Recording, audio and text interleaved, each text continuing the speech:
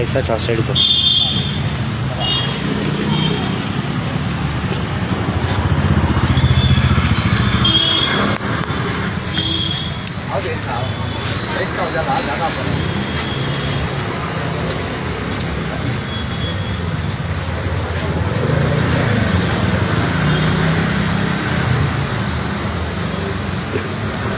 जाओ खड़ा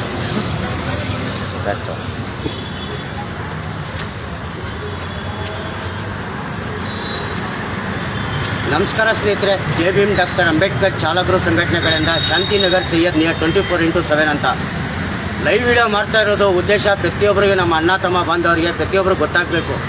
ಏನಪ್ಪ ವಿಡಿಯೋ ಅಂದರೆ, ಇವತ್ತು ಬೆಳಿಗ್ಗೆ 6 ಗಂಟೆ ಜವ ಎಲ್ಲಿಂದ ಪಿಕಪ್ ಮಾಡಿದ್ದು ಕಸ್ಟಮರ್ಗೆ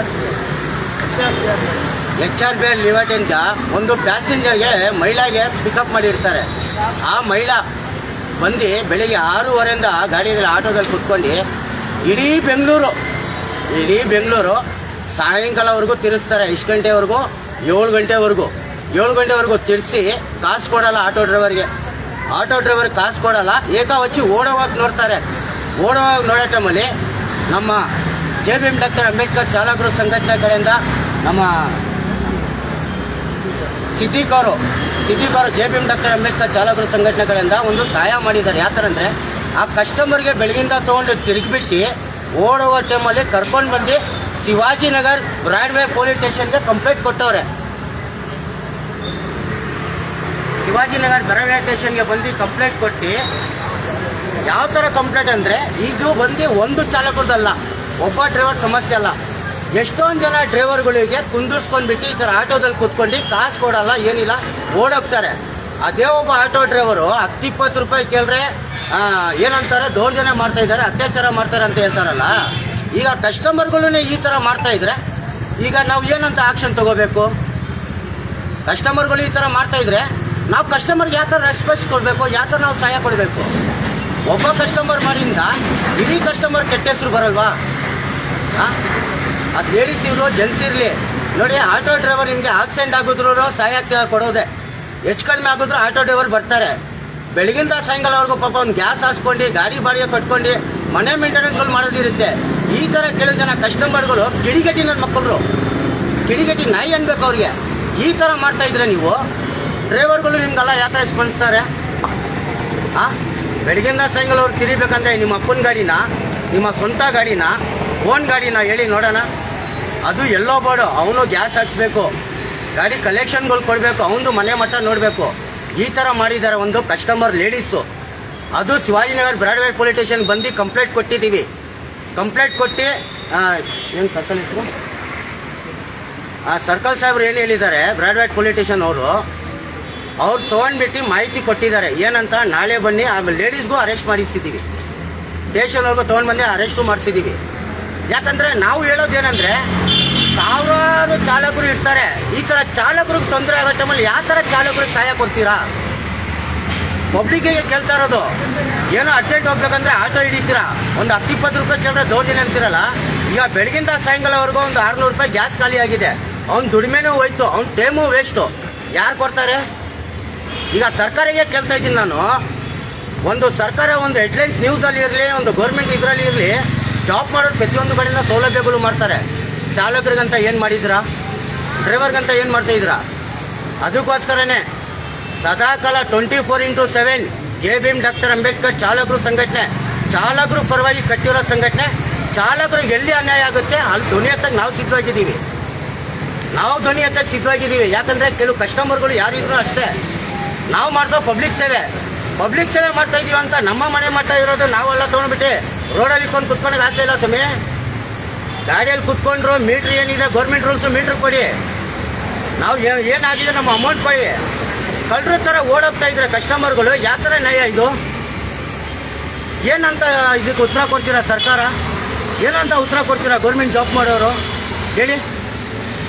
ಇದು ಪ್ರತಿಯೊಬ್ಬರಿಗೂ ಹೋಗಬೇಕು ಇದು.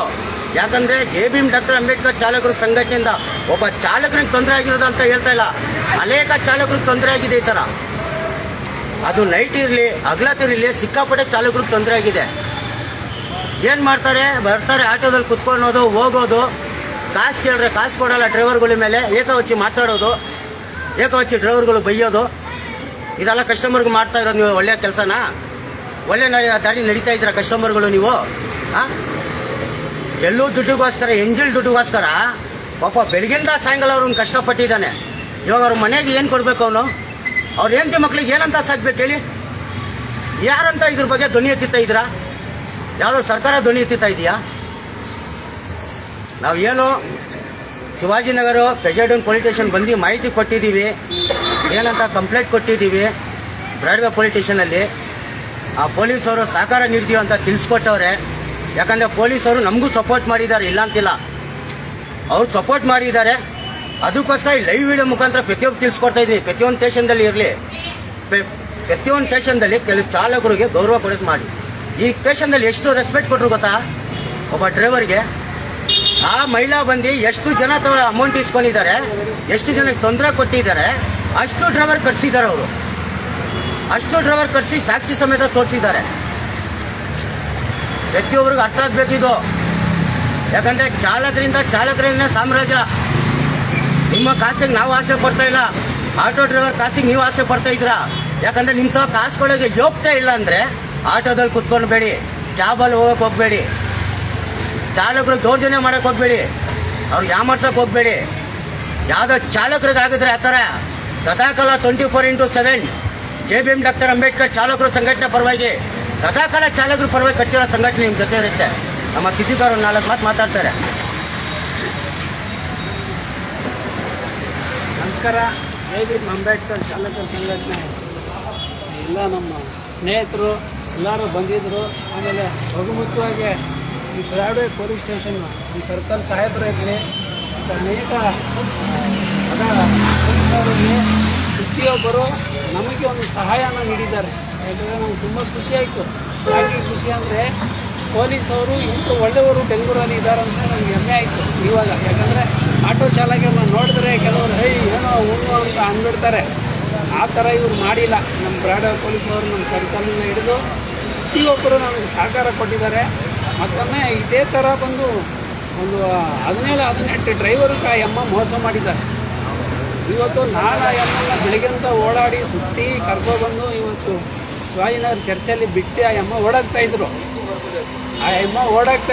ನಾನು ಹೋಗಿ ಹಿಂದ್ಗಡೆಯಿಂದ ಹಿಡ್ಕೊಂಡು ಬಂದು ಸ್ಟೇಷನಲ್ಲಿ ಕಂಪ್ಲೇಂಟ್ ಕೊಟ್ಟು ಅದನ್ನ ನಾವು ಇದು ಮಾಡಿದ್ದೀವಿ, ಕಂಪ್ಲೇಂಟ್ ಕೊಟ್ಟಿದ್ದೀವಿ ಆ ಅಮ್ಮ ಮೇಲೆ. ಅದು ನಡೀತಾ ಇದೆ.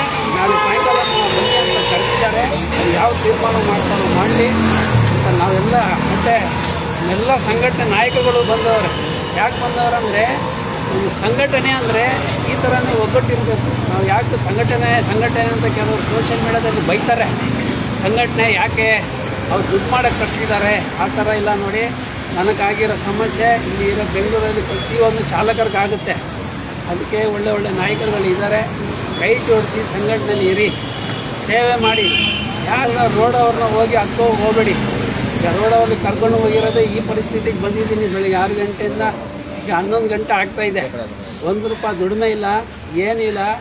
ಖಾಲಿ ಕೈ ಹೋಗ್ತಾಯಿದ್ದೀನಿ. ಆ ಥರ ಇಲ್ಲಿ ಯಾರೋ ಏಮಾರ್ಸೋಕೆ ಹೋಗಬೇಡಿ. ಮತ್ತೊಮ್ಮೆ ನಮ್ಮ ಬ್ರಾಡ್ವೇ ಪೊಲೀಸ್ ಸ್ಟೇಷನ್ ಎಲ್ಲ ಸಾಹೇಬರುಗಳಿಗೆ ನಾನು ಧನ್ಯವಾದಗಳನ್ನ ತಿಳಿಸ್ತೀನಿ. ಯಾಕಂದರೆ ತುಂಬ ರೆಸ್ಪೆಕ್ಟ್ ಕೊಟ್ಟರು. ಇದೇ ಥರ ಬೆಂಗಳೂರಲ್ಲಿ ಎಲ್ಲ ಸ್ಟೇಷನಲ್ಲಿ ನಮ್ಮ ಚಾಲಕರಿಗೆ ಕೈ ಜೋಡಿಸಿದ್ರೆ ನಮ್ಮ ಚಾಲಕರು ಎಲ್ಲಿಗೋ ಹೋಗ್ಬಿಡ್ತಾರೆ. ಏನೇನು ಸಮಸ್ಯೆಗಳಿಗೂ ಪರಿಹಾರ ಸಿಗ್ಬಿಡುತ್ತೆ.